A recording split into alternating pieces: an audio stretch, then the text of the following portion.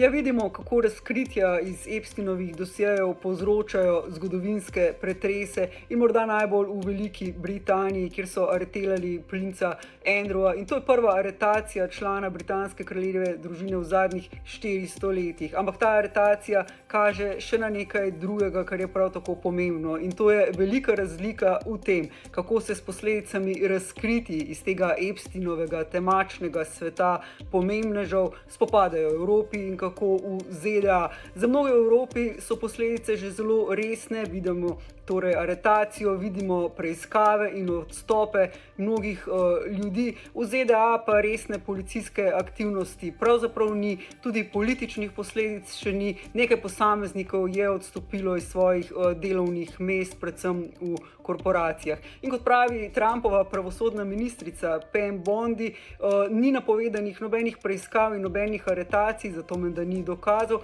prav tako ne bodo več razkrivali dokumentov, čeprav ti še obstajajo. No je pa predsednik Trump, ki je v teh dokumentih, ki so jih razkrili, omenjen več tisočkrat in ki pravi, da hkrati ti dosjeji dokazujejo njegovo nedolžnost, komentiral prvič tudi aretacijo nekdanjega princa Andrewa, označil jo je za zelo, zelo žalostno. Trump je sicer precej naklonjen britanski kraljevi družini in kralj Charles aprila prihaja na obisk v ZDA.